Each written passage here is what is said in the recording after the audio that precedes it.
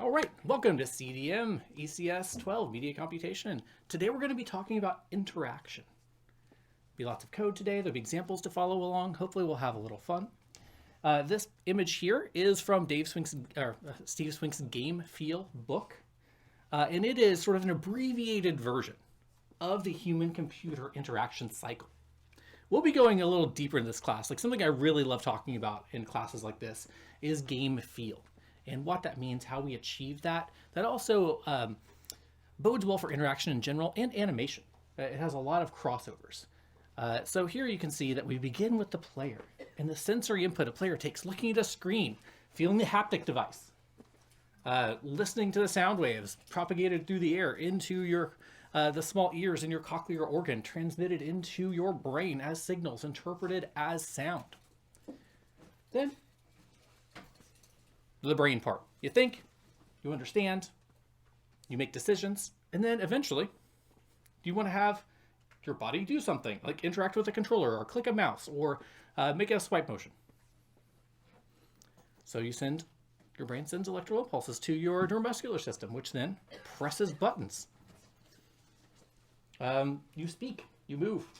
All this is then looked at by a machine through various input devices. Controllers, microphones, cameras. All that's then interpreted by the machine in some way. Like mouse pressed event happening in your canvas. The processor or your machine, your computer, has to do something with it. That's what this class does. We are doing something with it.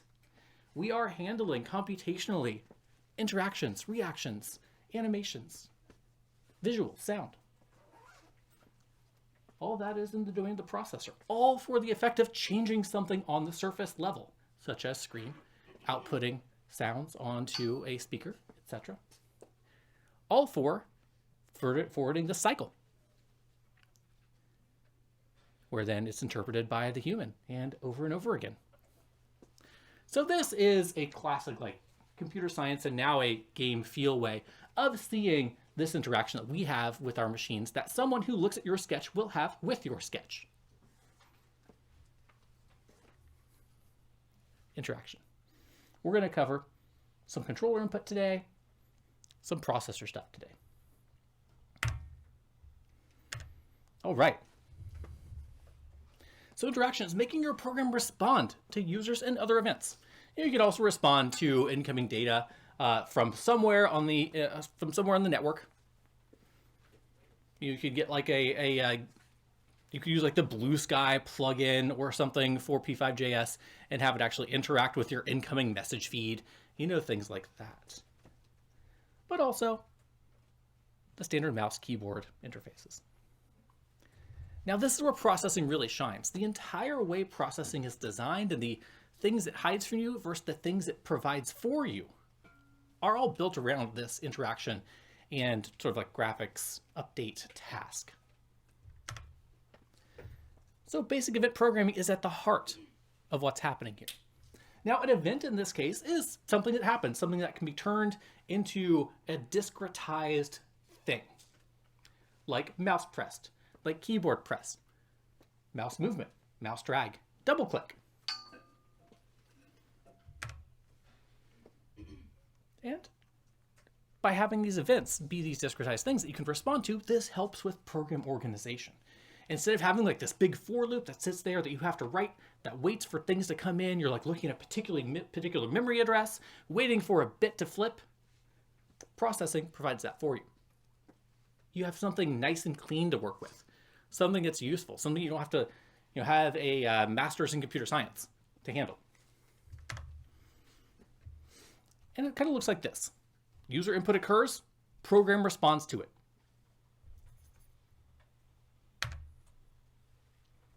Click, movement, key press. Now, the operative part here are callbacks or program responses to things that happen inside the computational model, inside of our computer, in our P5 canvas.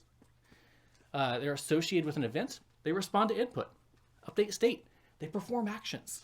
They change animations. They change colors, that sort of thing. Now, you've all already used these in every single sketch that you have made. Setup. When P5 is ready to roll, it provides a setup event, and if you write a setup function, that's automatically hooked up to that event for you. Hey, big heavy JavaScript thing running in a browser, running all these libraries, loading P5.js. There's a lot of work that happens before your code's even ran.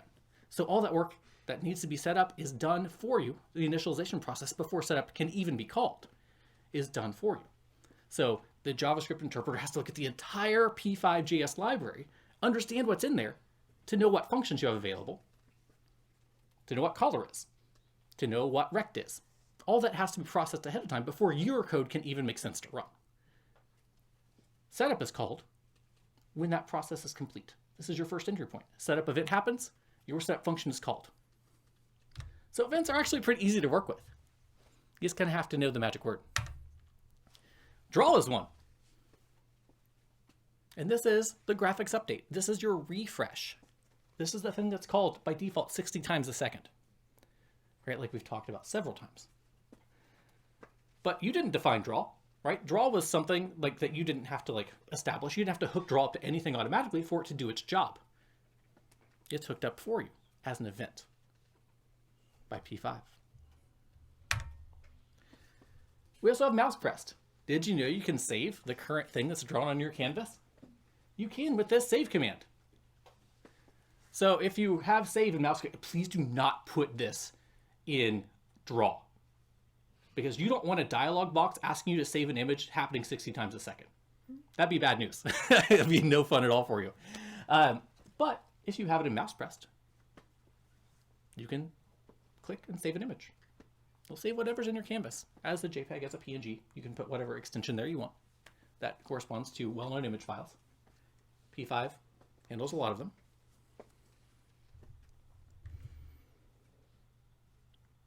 So this is a callback, an event. So what happens is an event happens, and P5.js looks at your code and says, hey, this event happened. Do you have a function that corresponds to it? Are you providing a way to handle that? Because mouse clicks happen all the time. Mouse movements happen all the time. Keyboards press happen all the time. You could open up any default P5.js sketch, and all the things are still hooked up, but if you don't have a function, a callback function for that event created in your code, then it's just ignored. So it's kind of handy. All that stuff is, you get to use it when you want to. You get to use it as your designs permit. You don't have to have a mouse pressed event callback, but you can. You can use that utility provided for you. Frame rate. It sets the maximum frequency of draw. Computers do not have infinite resources. Sometimes you play Crysis on your PC and you don't get enough frames. So this frame rate is actually a maximum, right? It sets a cap to how fast your frames will fly. How many frames per second can be processed. Now, if you have a lot of computation, like you're calculating pi to 1,000 digits or something in your draw function, then it will not run at 60 frames per second, no matter what you set frame rate to. So your frame rate is bound by the performance of the code inside of draw. Normally, in all the examples we've had so far in class, our draws are very fast. They're very light functions. You'd probably get like several hundred calls to draw in a second if you let it run without a frame rate limiter. But we make it work at 60. You can keep making that frame rate higher and higher and higher, and you can open up your system monitor, your activity monitor in Mac, your resource monitor in Windows, and you can see your code using a whole lot of CPU or memory. That's fun to do sometime. You can actually see the physical manifestation on your computer for your program. It's kind of neat to do. Frame rate 30 is usually a pretty good goal. Default 60 is definitely fine for this class. But you can use frame rate as an affordance. You want your animation to look heavy or older, take your frame rate down. This will be our first example we look at, our simplest sketch. And this is kind of close to the default sketch that openprocessing.org gives you. Here we go. All right, so this is our simple ellipse sketch. The code here is quite simple.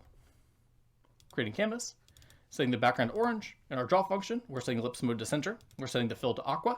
We're turning off stroke. And we're having an ellipse happen at mouse X and mouse Y with a radius and with a width and height of 20. What do you think is going to happen?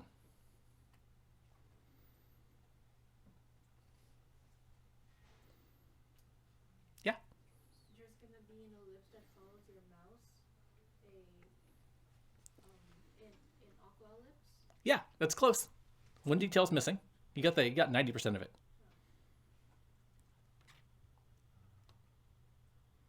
It draws. We're not calling background, so the screen's never getting refreshed. We draw background once in setup, and that's the only time. So all the circles we're drawing, they just stick around from frame to frame and right over each other. But that's kind of neat, right? Because now we have a little drawing program.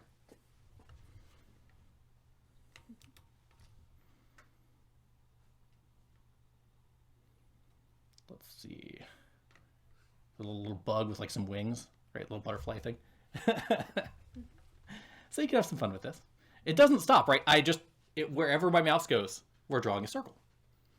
But this gives us a basic thing to perhaps work with.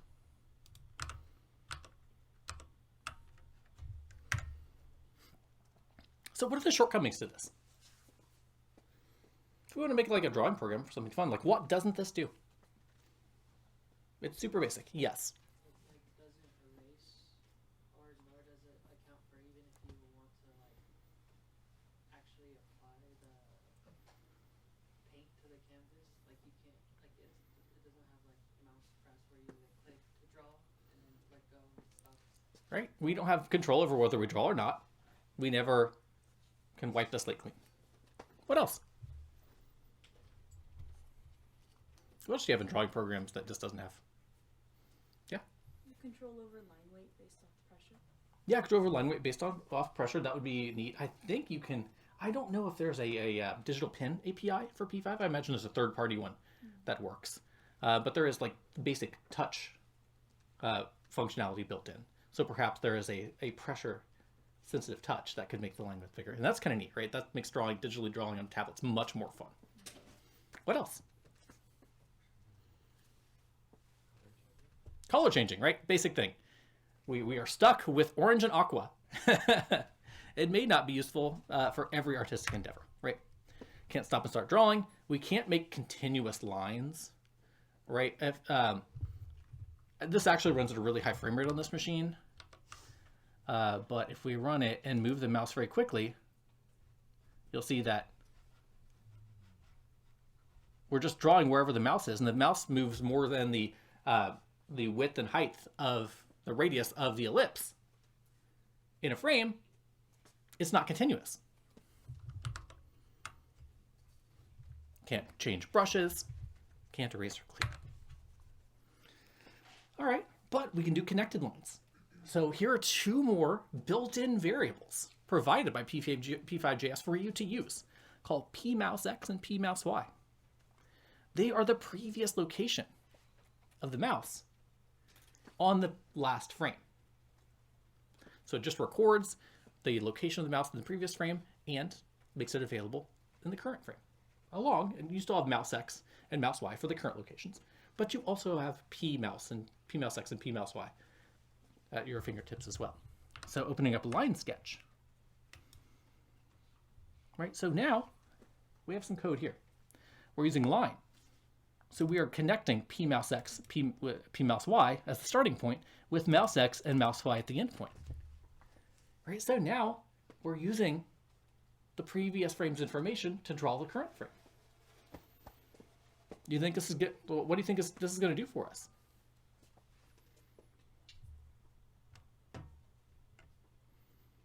What problem is this going to solve for us?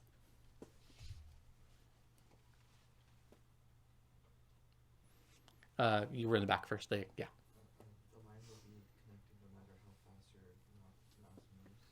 Right. We're going to have continuous lines no matter what. Let's see. Let's run it. Hey, look at that. We have a thin, continuous line. We can draw whatever cool continuous line art we can make with this mouse on this very slippery surface we want. Now, the obvious problem is when you go off the side, you can come back in wherever you want, and then that's a break in the line, right? So not 100% continuous, but still pretty neat. I guess that one did connect a little bit. Yeah, okay.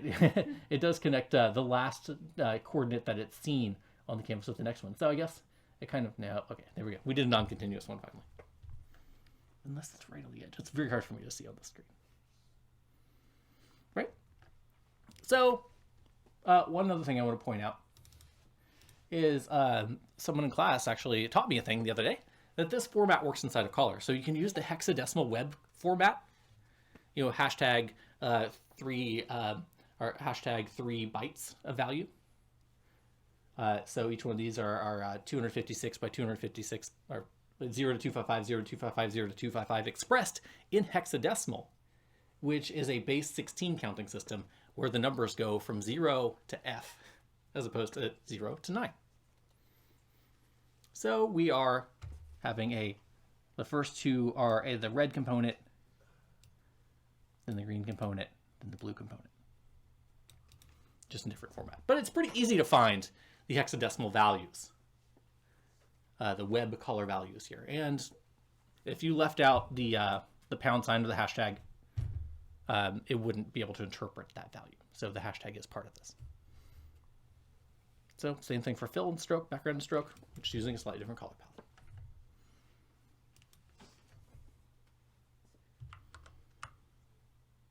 All right, so we had a line sketch.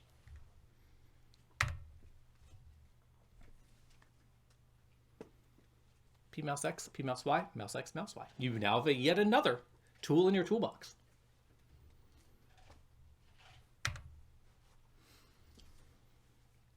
Processing supports a lot of mouse events. You can see this in the documentation. We had a lot of fun stuff to work with. Clicked, dragged, moved, pressed, released are all event callbacks that you can use. There's a whole set of ones for touch as well. And this is just the start of it. There's a lot of libraries that you can use. So if you go into your P5JS editor here, you can scroll down and you can see all these libraries. If you show all, you can turn on sound or settings, timelines, physics collisions. There's a little game engine called P5 Play. You can make shaders. All sorts of things to help rewriting code, different languages. There's a text-to-speech module. You can have the Leap Emotion controller be used here. You can use a serial port, Sidekick, all sorts of fun stuff. And this is just getting started. These are just the ones that are built in to open processing. There's hundreds more of these libraries out there in the wild that you can download the JS file for it and plop it in your project and include and run.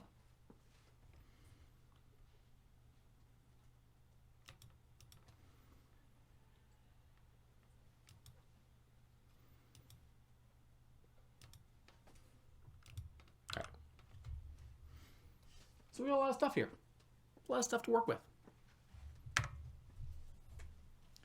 So how do you think we can make P5JS enhance our drawing functionality by having it only draw when we want to? What do you think? I put it to you, seasoned, grizzled app designers. How do we get more control over drawing? Yeah? Clicking. Exactly. Not that it wasn't obvious by the word click at the end of the sketch title. We can use the mouse pressed event with the mouse pressed variable to know when the button's held down or not. You can use the mouse to use the metaphorical pin to put the metaphorical pin up and down. You can use mouse dragged. You don't need to use mouse pressed. We'll see why not. We'll look at the code and ask this question of why not mouse pressed.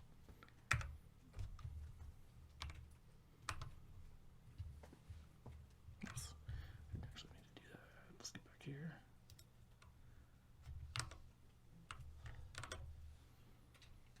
All right, line sketch click. So here, we're using mouse dragged.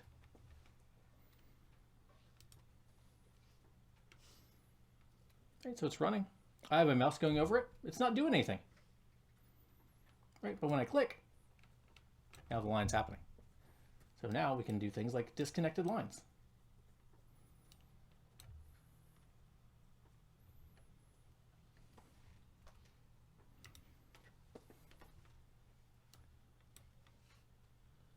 Just because the color scheme.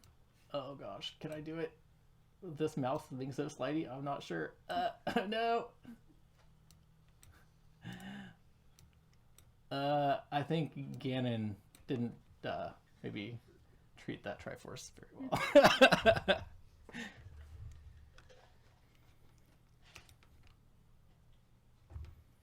Right, so looking at the code here, there's a few enhancements that we made. So first, we have a couple variables here. Let bgcolor, let draw1. And we are making a new color data structure from it. So here we can actually store color values and use them later. Right. So this command we're calling here, this color command, what it does is it takes this information and generates a digital representation of color from it. And then we get that digital representation and we store it in that variable called bgcolor. And we're using bgcolor down here. Well, that's great. Just like we used variables before, now if we want to change the background color, all that we have to do is change the data structure assigned to the bgcolor variable, and we can alter the colors. Doing the same thing with the stroke and draw1 color. Now, why didn't I use mouse pressed here? And why did I use mouse dragged?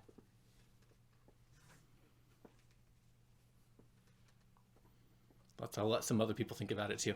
All right, everyone that's raised their hand has already raised their hand so far. I'm going to just wait for one more. I very much appreciate your enthusiasm. Please. I think if you would have used mouse press, you would have to hold the mouse press down and then drag for it to continue drawing. So yeah, close. You're almost there. Yeah. So, if you draw with this mouse press, you gotta keep pressing to draw it. Yeah, you'd have to keep tapping it because that only fires on the frame that you press the button. Yeah? Mouse drag is a function that runs when you hold the mouse down and move it. Exactly. So both these things together, mouse pressed doesn't give us quite what we want. Mouse dragged is exactly what we want. So the code is very succinct and it has the behavior we expect.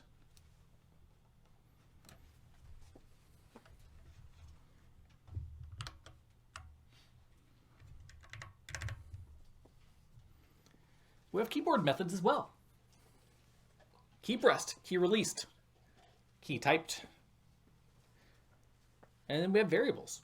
Key code, key pressed. So when you just have this method key pressed, you know that a keyboard key has been pressed. But you don't know which one. That's what these variables are here for. So if you, inside of key pressed, use the variable key, you will know which key corresponds to that key pressed event. Key code lets you look up key by the alphanumeric code representation of keys, so you can more define which keys that are pressed. You can actually you can also use that to get the Unicode values of the keys. So if you have like a non-standard like WASD or a QWERTY US keyboard, you can handle those. And then it's kind of important for those of you who maybe play games at a more a more amateur sports level or something, you know the difference between having your game events happen on key pressed versus key release, right?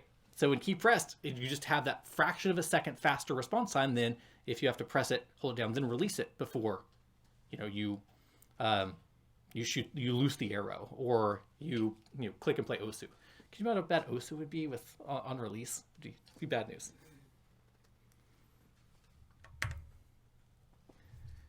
So we can have one of the enhancements that we talked about. We can solve a weakness here. We can add key presses. So we can add control. There's a color palette here. This was our background color, the greenish color. Then we have a yellow and orange and a red. Right now we're going to hit the background color to green, but we can change the color that we're drawing with the pen. So, we press 1 and it'll switch to the yellow color. Press 2, it'll switch to the orange. Press 3, and it'll change our draw color, our stroke color, to the red. And because it is the year 2025, we can press C to clear the screen. So let's take a look at line sketch keys.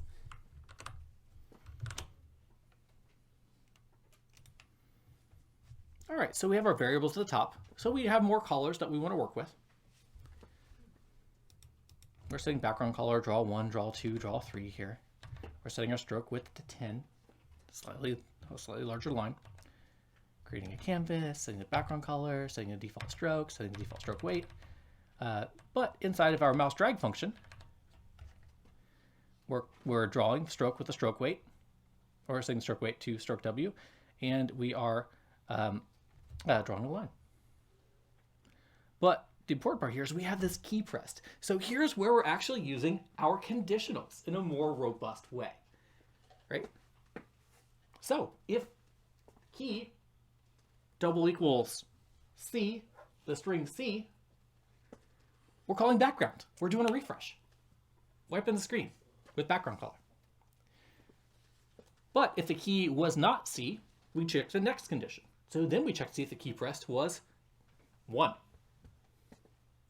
And if it's 1, we set the color to draw 1, the yellow.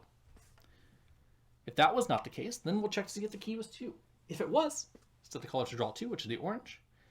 If it wasn't, then we check the next conditional. If the key is 3, we'll set the color to draw 3, the red. And if it was none of those so far, we'll check to see if the key was a minus. And now we're doing something here that we didn't have on the slides. Let's see if you can figure it out.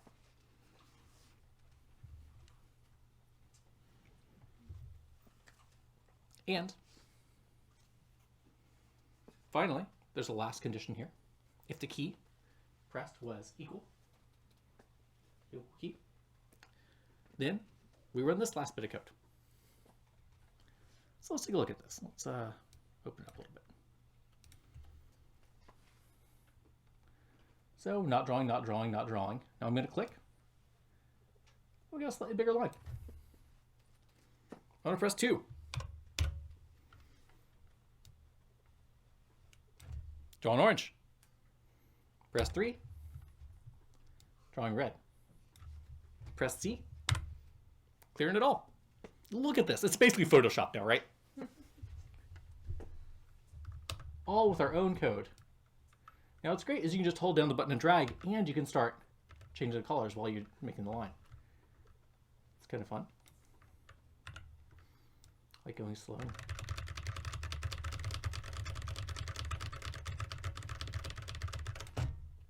Can change it mid-flight.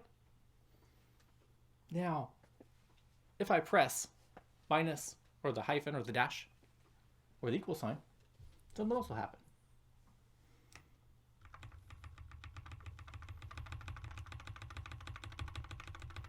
What's going on here? Yeah. Line is increasing in weight and size. It is increasing in size and weight, but those aren't two different things in this case. They're one thing that we are changing. What are we doing? Can someone interpret this bit of code for me that happens in the body of the case statement when you press dash? You answered one recently. I'm just going to let people think about it just for a moment, then I'll call on you. Okay, go ahead. Another person? Was there a hand over here? Just saw the corner of my eye. And we got a third. Okay, go ahead. It'll decrease the stroke width by 1.0, but if the stroke width is set to less than 1.0 afterwards, it'll set it back to 1.0. Exactly. So we can press in the dash, changes the value we have stored in our stroke W variable, which we set at the beginning as 10. So the default stroke width, if I refresh this, is 10. If I press minus, it goes down, gets smaller and smaller and smaller. And this is stroke weight 1, just like we had in the previous examples. And because we have a guard down here, our if statement has this little check here, has another if statement inside of it, nested ifs. We know that if the stroke weight, if we change it and then it becomes less than 1, we don't want a stroke weight of less than 1 in our drawing program, so we set it to 0. We put a lower bound on what the stroke weight can be. Now, we don't have an upper bound.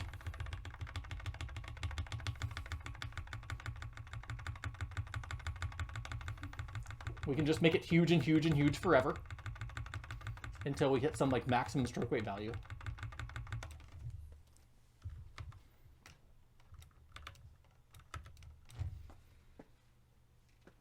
So we have some fun painting we can do here now. Any questions on this? I'm hoping that, this is a lot of code at once, but I'm hoping you know enough now that none of it is out of your grasp. So what do you think? If I gave this as assignment 3, you think you could recreate it? It's not assignment 3, but do you feel confident in code like this? We got confidence. Anyone else confident? If you're not, let me know why you're not. What's not clear?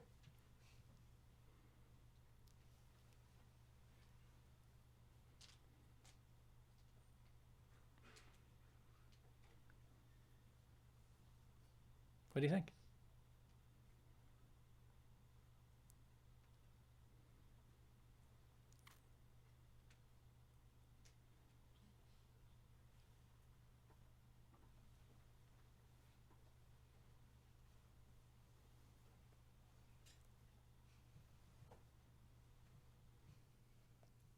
Oh, now it's just getting awkward.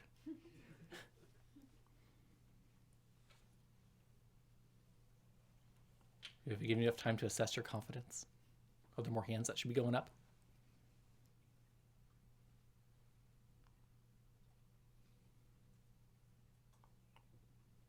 After a while, my gaze will feel like the eye of Sauron.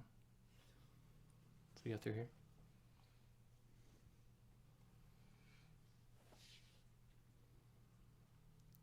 All right. I'll stop torturing you and myself. We have interactivity. We can do things now, right? We have code that works. We have something that was more sophisticated than what we had before. Hey, look at this. We did iterative design. We made it a little better each time. We did something.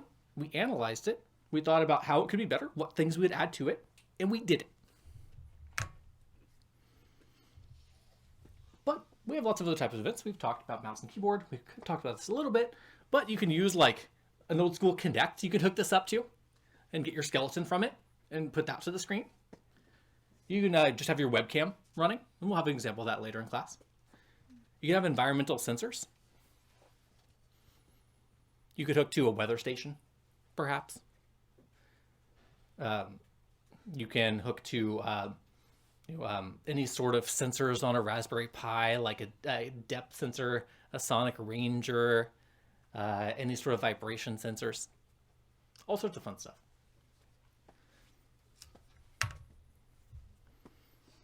And you can do a lot of things with that information that you can resolve into events. Like you could have your camera sending information to some code that looks to see, that effectively tracks your eyes. And then perhaps you could set up some events there. Like if your eyes are normally here and now they're both here, maybe we know you're cross-eyed, right? You've crossed your eyes, right? We can do all sorts of eye tracking. You could maybe even like steer a character or steer a boat or something on water by moving your eyes to the left and to the right. Give yourself some right good vertigo.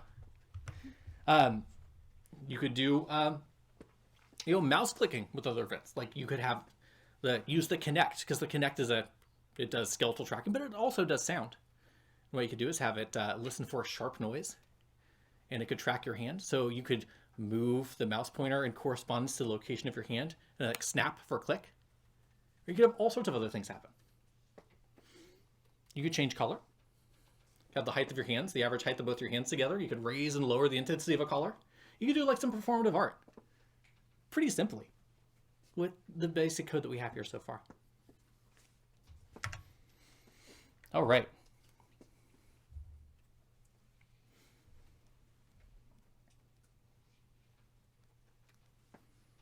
Let's take a look at interpolation and stare at.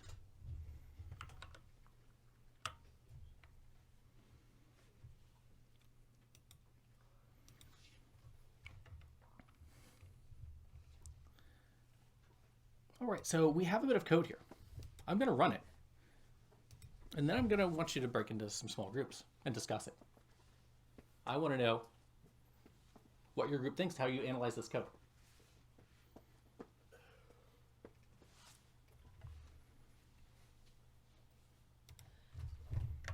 Let's open it up. Let's just do the code version.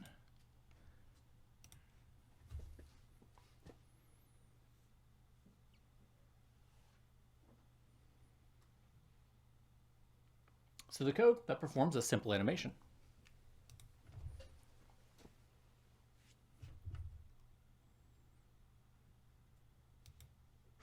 is here.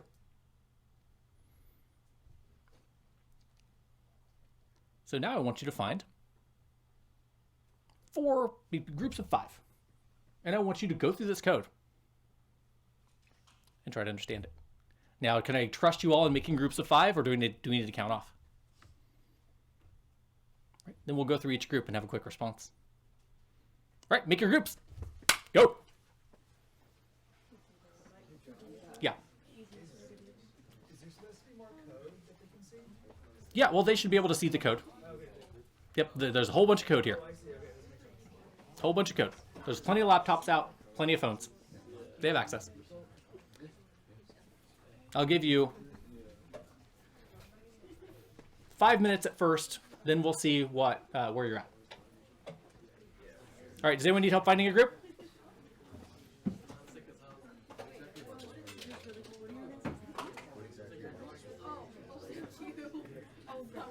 My name is my name's Neil, but I go by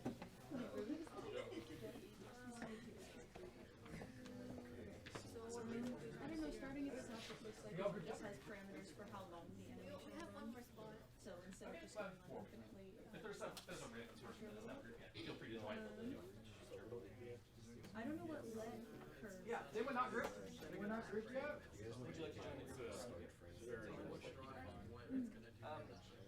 But that was over. I think that's like really Excellent, excellent.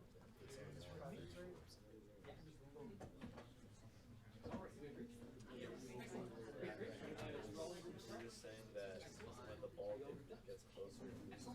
But it's basically what you're saying as well.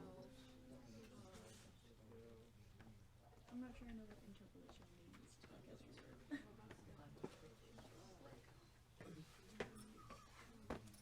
Oh yeah.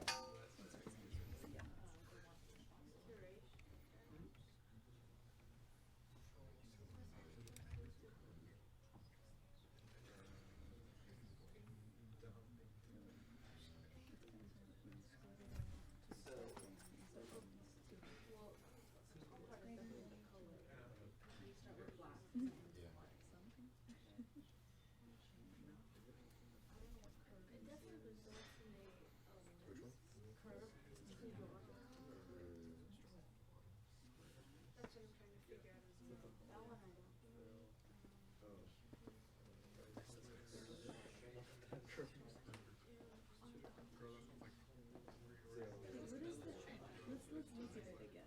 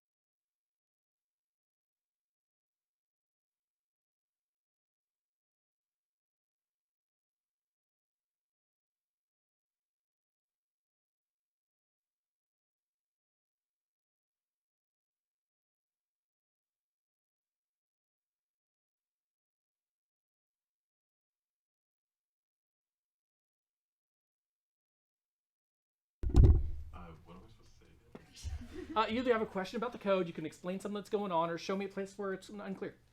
Okay, well, obviously the thing I know the best is the create canvas part. Yeah. And then for the ellipse moving, cur is a changing like number, based on it's gonna be between the start 0 and end 255. Yeah. And then also the variable t, which just goes from 0 to 1. And t is going to be between, or it's going to be like a fraction of frame count, something, yeah. Yeah. We're seeing how far we are from one end of a frame count to another in a frame range, from 0 to 1. Good, excellent. Now we're running a little long. We have 2 questions. Let's pass the mic. Good work. We'll see if we get to everyone. Okay, I'll try my best to explain what's going on here. So, essentially, what we've got going on here is that we're setting a predefined range of what we want something to happen. So we have a start frame of 200. This is where we want something to begin. And then we have our duration of 100. And then the main math here is going on at, I'm just going to look at option A right now. We've Yes. got, line 38 and line 47 is where most of the math happens. But essentially, like, both of the math that we see in those 2 lines is just taking a number that we have and scaling it up and down so we can translate it to another set of data, which is, like, movement in this case. Yep. It's just that option A here, it does it in 2 steps. We have an intermediate variable t. You can see it, like, subtracts from start frame so that it always starts at 0. And essentially we have the division there so we can form a ratio so that it always goes between 0 and 1. And then we go to line 47, we have of the variable cur, where a t is used to essentially rescale the 0 to 1 to 0 and 255. So that's what I'm getting here. Exactly. That was a lot. You may not have understood all of that. That was a good analysis from someone who obviously has some code experience in the class. But, you know, maybe that's where you'll get to by the end of class. Yeah? Go ahead. I was wondering why, our group was wondering why the actual movement starts so late from the moment you press play. It's to show you that you have control over when things happen. We intentionally had start time be 200. So start frame is 200, and then the animation begins, and all the action happens in 100 frames between 200 and 300. Is that true? Yeah. So the animation is a duration of 100 frames, and it starts at frame 200. We want to show you could situate things in time. Good question. All right, let's pass it over.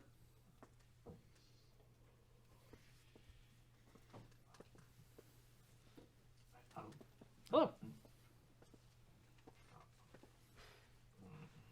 Just a sec.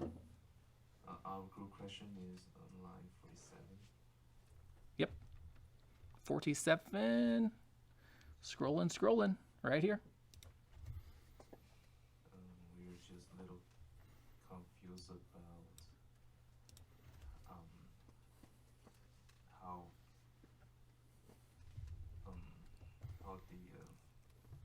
how one is t. The t is not a number. The t is not a stable number. It keeps bouncing between 0 and 1. Is that? Yep. And that's by design. And what does it do with the times start and t times? And we don't understand what does it do with the last 2 math. It is times start and plus t times n. We don't kind of get it. What does it mean? So that t value is a value between 0 and 1, and we want to map a value 0 and 1 to some other space, like the color. The color values from 0 to 200, or the position value from x0 to x, wherever we travel to. Now I forget the example. X to be in position 200 or something, right? So the t value gives us, we track it, and it lets us know where we are in that continuous space. So if we're in frame 100, or if we're in frame 75 in our 100 frame animation, then t is 0.75. So that means we want 0.75 of our color transition, or we want to move 0.75 the way over in our movement. So that's what this math is doing. Not something I expect you to recreate, but something I wanted to expose you to. All right. I think we got time for maybe one or two more groups. I think I'll probably take it from here. It has to go forward. Has to go forward. Or like that old fable that's not true about sharks. Can I ask more than one question? As long as they're quick. Okay. We gotta move. The Yeah. first one is really just how to interpret lines 47 and 49. Okay, so we talked about 47 a bit. 49. So this is using our t value. Wherever we are in t range, we want to find out where we are in that fraction between the start point and the end point. Start is 200. Well, I guess start is 0. End is 255. So this is taking us from color 0 to color 255. Right, from black to white. That's the color transition that's happening. So what the t value does is as it goes from 0 to 1, it's going to scale. Current value is going to have, it's going to start at 0 and then scale to 255 as t goes from 0 to 1. That's how we get the color change. Second question. I don't know if the order of like the settings matter, but like why did you decide to because we kind of worked our way up worked our way from the bottom and like the settings of the shapes because those were the most like basic ones. Why did you leave that for last? Because we want to do all the math for their positioning and their colors before we drew them. Just simple order of operations. Simple ordering. Good questions. Can you pass it to the next group? Then we'll have about 10 minutes to look at the last example. So my group did not understand option A. But for option B, we kind of understood. Excellent. So I think what's going on for option B is that the value cur is assigned to, like, the value cur is used as position and color. So, and then the first if statement, if frame count is less than or equal to start frame, that's like the dead time before the animation starts running. Well done. And then cur equals, and while that's going on, cur equals start, aka cur stays still and is black. But then after that, like in between the time when, in between the start and the finish time, cur will be moving and moving color and moving position. But then after it reaches like a certain threshold, which is the math, then it stops. Exactly. Yep. Very good interpretation. And you can see that happening in real time as you run it when you look at the output here, the print command.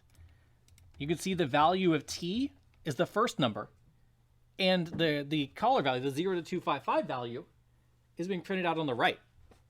So you can see as t goes to 1, or here's the 0.5, right?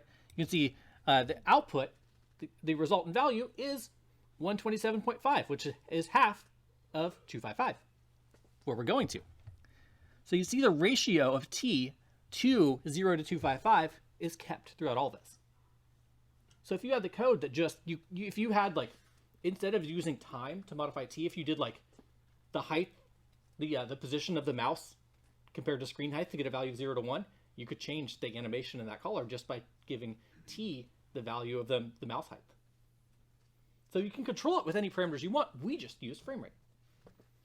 Good analysis. Thank you. Next group.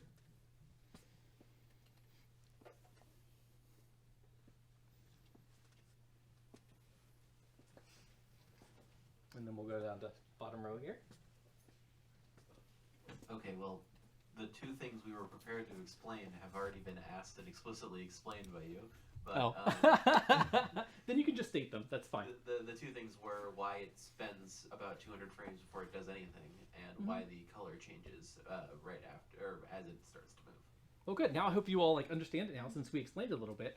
Not that I would ask you to be able to recreate this right away, but you know, this is we're stretching here. We're going to unknown, making us uncomfortable. Great questions. Well done. I guess this is the last group up here. You'll five. Excellent.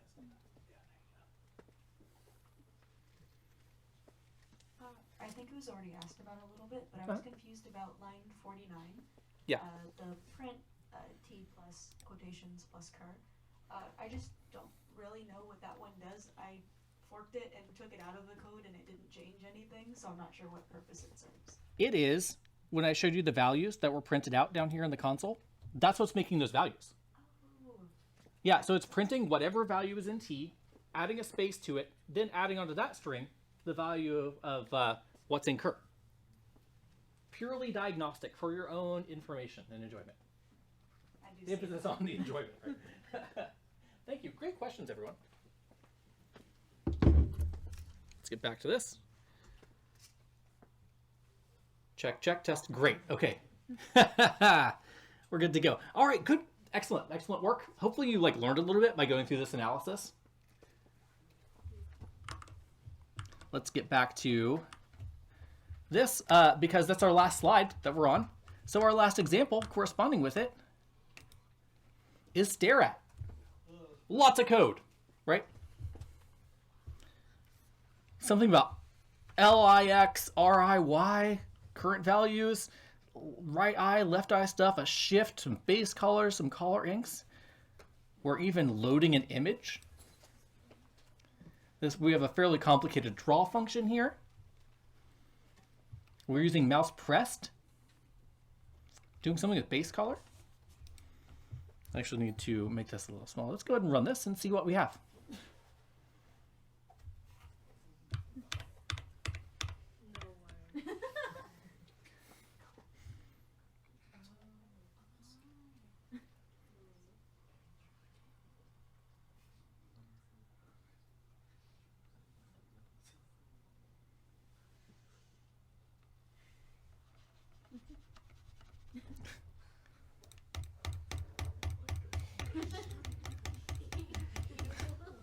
No one likes being flicked on the forehead, right?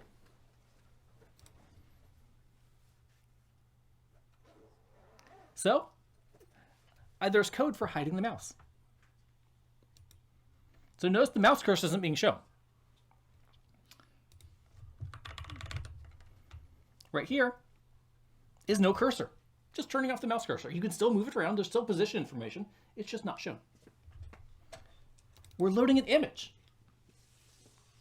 The image is here in files. Remember where you dumped your, where you're dumping your videos into for assignment 2? Well, you can put whatever you want in there, including a Creative Commons image from Wikicommons. And then we're just putting that image on the screen, starting at 0, 0 and making it 800 by 800 wide and tall. So hey, we got an image right here that we're using in our program. We're doing a bunch of distance calculations to know exactly where the mouse is compared to the eyes, so we know which direction for the pointer to look. So let's see, let's do a little experiment here. Let's remove the no cursor line and run it.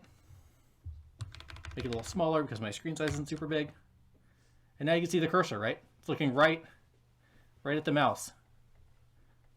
If you get closer, the change is more dramatic compared to where you start, and so you can have a lot of extra motion here. Like you could do like you know, some animation with this, I imagine. Let's see, that's actually going a little bit off the bottom of the screen. There, maybe that's a little better. Right, and then there's a mouse press event. You can click anywhere. You can click, you know, you can do mouse events wherever. But if you hit the forehead,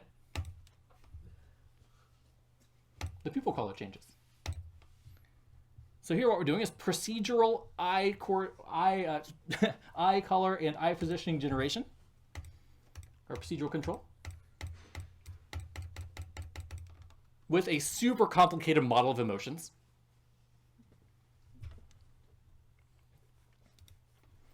Oops, let's just stay on page. Tiny reloads. All right, and there's no way to take anger back down. Maybe you could implement right click being a soothe.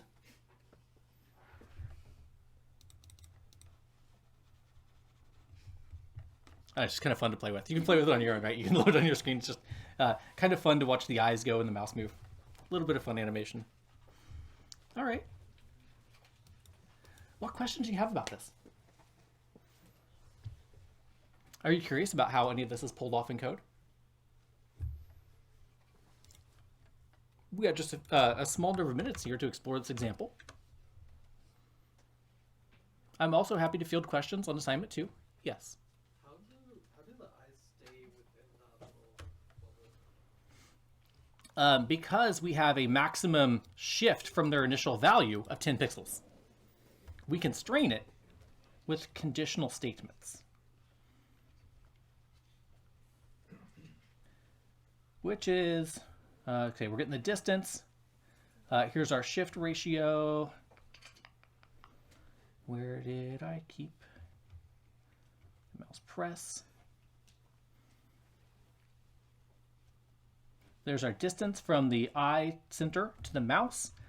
Here's where we're getting the ratio of shift to pointer distance.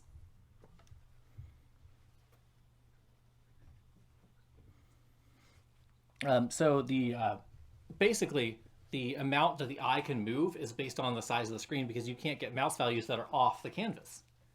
So the farther your mouse is away, the more the pupil moves, the eye moves from its center. But you can only go so far because the screen's only so big. You can actually have the eyes move much further away if you make the canvas much bigger. But notice that these values are hard-coded, right? So if you wanted to, let's say, have a much bigger canvas with different eye sizes and different eye locations, you're gonna have to refactor these points. So there's nothing super magical about this example. A lot of it was finding what was the right place for the eye to be in and tuning like how big the shift value should be. Let's see if we can do some stuff here.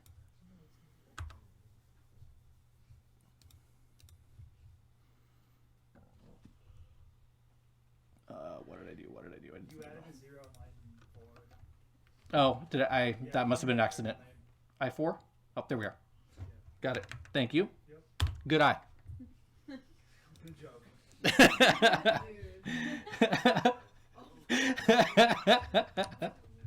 Now the shift value is 10 times what it was before. So now we're completely unreal, right? Now the eyeballs can like touch in the middle. Now they're like some weird like double monocle system that can be tinted red.